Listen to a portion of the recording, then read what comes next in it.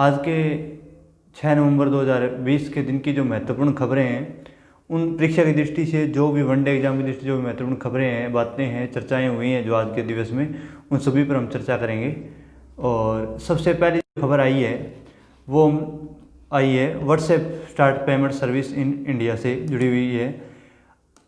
जैसे प्रश्न अगर पूछा जाए कि हाल ही में किस सोशल मीडिया कंपनी ने इंडिया में पेमेंट सर्विस शुरू की है, तो फिर व्हाट्सएप ने की है। व्हाट्सएप ने हाल ही में पेमेंट सर्विस शुरू की है और ये भी क्या है, जैसे यूपीआई एड्रेस के द्वारा पेमेंट सर्विस की, जैसे फ़ोनपे, गूगल पे की तरह व्हाट्सएप भी क्या है, इंडिया में पेमेंट सर्विस शुरू करने वाली कंपनी बनने वाली है हाल ही में।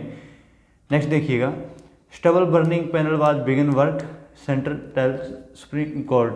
सुप्रीम कोर्ट ने पिछले दिनों क्या है कि जो पराली जलाई जा रही थी पंजाब, हरियाणा और खासकर उत्तर प्रदेश, 3 राज्यों में जो पराली वगैरह जलाई जा रही थी, उस पर रोकथाम करने के लिए सेंटर ने एक सदस्यीय कमेटी गठित की थी। फिर सोलिसिटर जनरल तुषार मेहता साहब ने बताया कि सेंटर इस पर वर्क कर रही है, तो फिर आप एक सदस्यीय कमेटी एक बार मत गठित कीजिए। तो अभी सेंटर ने सुप्रीम कोर्ट को बताया कि उन्होंने इसके लिए एक पैनल को गठित कर दिया गया है और उस पैनल के अध्यक्ष किसे बनाया गया, तो MM कुटी या कुटे जो हैं उनको इस पैनल का क्या नियुक्त किया गया है, अध्यक्ष नियुक्त किया गया है। तो अगर आपसे पूछा जाए कि फिलहाल पराली जलाने पर नियंत्रण और निरीक्षण के लिए जो कमेटी गठित की है सुप्रीम कोर्ट सेंट्रल गवर्नमेंट के द्वारा, उसके अध्यक्ष कौन है, तो MM कुटे।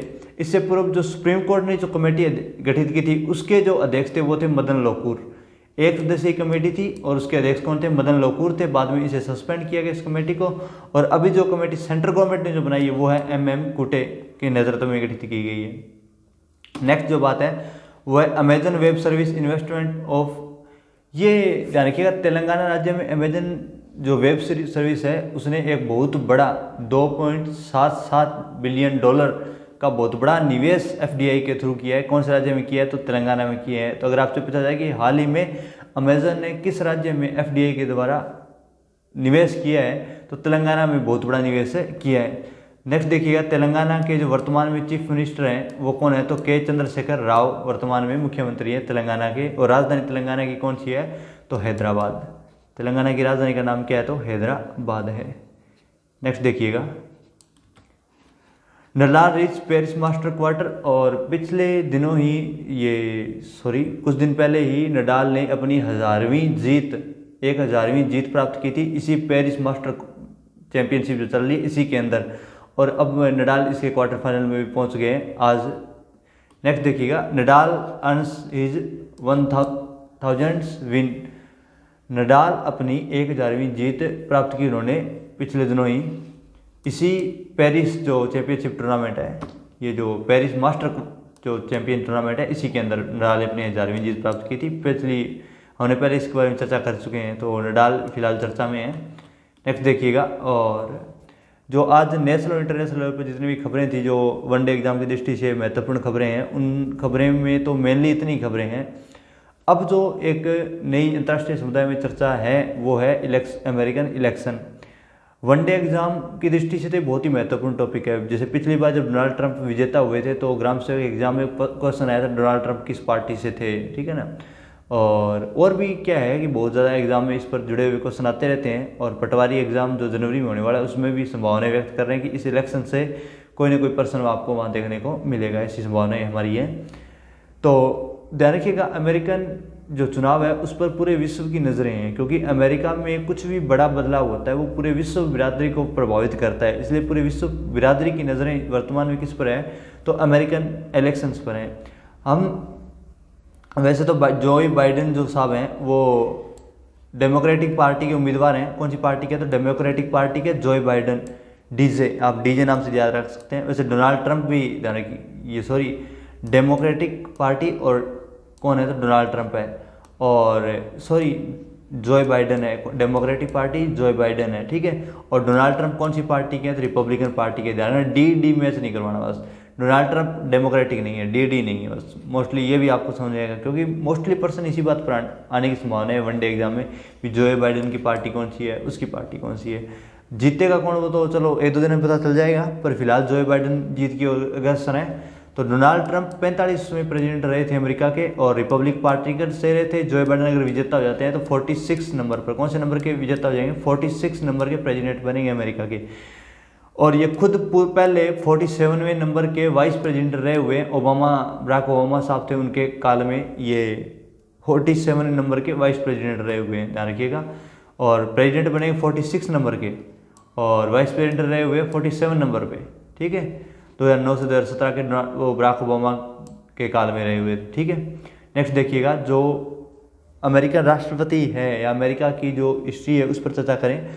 1789 में जो अमेरिकन रिवॉल्यूशन हुआ था उसके बाद में यहाँ पे जॉर्ज वाशिंगटन क्या बने, अमेरिका के प्रधानमंत्री राष्ट्रपति बने। तो अमेरिका के प्रथम राष्ट्रपति जॉर्ज वाशिंगटन को माना जाता है। अमेरिका के प्रथम राष्ट्रपति कौन है, जॉर्ज वाशिंगटन। और उसके बाद में जो फेमस राष्ट्रपति हुए थे 4वें नंबर पर 1861 से 1865 के बीच में अब्राहम लिंकन, जिन्होंने दास प्रथा को से मुक्त किया था और नस्ल भेद रेसिज्म जो है उसे ख़त्म करने में महत्वपूर्ण योगदान दिया था। और अब्राहम लिंकन साहब का एक बहुत ही महत्वपूर्ण खत जो फेमस रहा है, अपने बेटे के लिए लिखा था उन्होंने।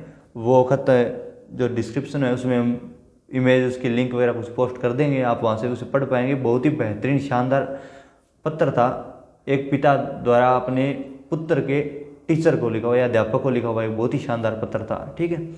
16वें नंबर के थे अब्राहम लिंकन और पहले नंबर के कौन है, जॉर्ज वाशिंगटन। अमेरिका के प्रथम राष्ट्रपति जॉर्ज वाशिंगटन रहे हुए 1789 में, ठीक है, 1797 के बीच में रहे हुए। नेक्स्ट है 28वें नंबर के फेमस राष्ट्रपति हुए थे वुड्रो विल्सन। वुड्रो विल्सन ये टाइम पीरियड बहुत ही गलत दिया हुआ है। वुड्रो विल्सन है वो 1900 लगभग आप मानिए 15-16 के करीब था और ये 21-22 तक रहे हुए हैं। मतलब प्रथम जो वर्ल्ड वॉर था उस वक्त जो अमेरिकन राष्ट्रपति थे वो कौन थे, वुड्रो विल्सन थे, ठीक है। नेक्स्ट, प्रथम वर्ल्ड वॉर के दौरान अमेरिकन राष्ट्रपति कौन थे, वुड्रो विल्सन रहे थे। 1921 तक ये लगभग रहे थे, ठीक है।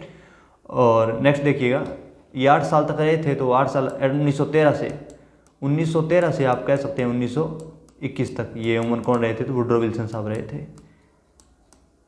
ठीक है। 1921 तक वुड्रो विल्सन साहब अमेरिका के राष्ट्रपति रहे हैं।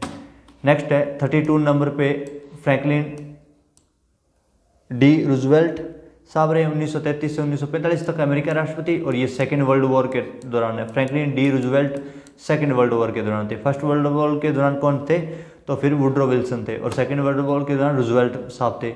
और 1945 से लेकर 1953 तक हैरी एस ट्रूमैन जो साहब थे, ट्रूमैन साहब थे, इन्होंने जो ये यूएनओ है, यूनाइटेड नेशंस ऑर्गेनाइजेशन जो है, उसकी स्थापना में महत्वपूर्ण योगदान दिया था और विश्व बिरादरी में शांति स्थापित करने में भी महत्वपूर्ण योगदान रहा है इनका, ट्रूमैन साहब का बाद में।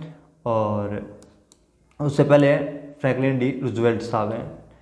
नेक्स्ट जो प्रेसिडेंट लिस्ट है ये 41वें नंबर से लेकर के 45वें नंबर तक की लिस्ट है। इस लिस्ट को बहुत ही आसानी से हम समझेंगे। सबसे पहले तो आप ध्यान रखिए, जो सीनियर बुश साहब थे वो प्रेसिडेंट बने थे 1989 में, 1989 में। 1789 में तो कौन बने थे, जॉर्ज वाशिंगटन साहब बने थे। 200 साल बाद में कौन बनते हैं, 200 साल के बीच की हिस्ट्री अमेरिकन, हम बाद में कोई चर्चा करेंगे और अमेरिकन रिवोल्यूशन पर भी चर्चा करेंगे हम। पहले यहाँ पे आप देखिए 1789 में जो प्रेसिडेंट बने थे वो कौन थे, वाशिंगटन साहब थे। और जॉर्ज वाशिंगटन साहब यहाँ पे 1989 में जो प्रेसिडेंट बने थे वो थे जॉर्ज बुश साहब। और जॉर्ज बुश साहब 8 साल, ये 4 साल तक रहे हैं। जॉर्ज बुश साहब 4 साल तक रहे हैं तो 1993 तक हो जाएगा, ठीक है। जॉर्ज बुश साहब ही ऐसे प्रेसिडेंट रहे हैं, लास्ट प्रेसिडेंट जो एक ही कार्यकाल तक रहे हैं। उसके बाद में जो भी प्रेसिडेंट बना वो लगभग 2 कार्यकाल पूरे कर गया है, मतलब 8 साल तक प्रेसिडेंट रहा है अमेरिका में। और अगर डोनाल्ड ट्रंप साहब हार जाएंगे तो फिर ये नए हो जाएंगे, मतलब जो 4 साल तक ही रह पाएंगे, जो अपना कार्यकाल दोबारा नहीं बढ़ा पाए ऐसे राष्ट्रपति। तो 1989 से 1989 से 1993 तक सीनियर जॉर्ज बुश, 93 से 2001 4 साल हो गए। बिल क्लिंटन 93 से 2001 4 साल तक बिल क्लिंटन। अब 8 साल तक, अब 1 से 8 साल तक 2009। देखिए 1989 से 4 साल तक 93 तक कौन बन गए, सीनियर जॉर्ज बुश बन गए। 1993 में अब 8 साल जोड़ेंगे तो वो क्लिंटन साहब के बिल क्लिंटन साहब रहेंगे 2001 तक। 2001 में जब 8 और जोड़ेंगे तो 2009 तक। 2001 से 2009 तक कौन रहे थे, जूनियर जॉर्ज बुश साहब थे, जॉर्ज वाइट बुश या जो जूनियर जॉर्ज बुश साहब थे वो बने थे। और फिर 2009 से फिर 8 साल और जोड़ दिए, 2017 तक कौन थे, बराक ओबामा साहब थे। 2009 से 2017 तक बराक ओबामा साहब रहे हैं प्रेसिडेंट। और उसके बाद में जनवरी 2017 से वर्तमान तक, तो आज की वीडियो तक तो डोनाल्ड ट्रंप साहब ही हैं अमेरिकन प्रेसिडेंट रिपब्लिकन पार्टी के। बराक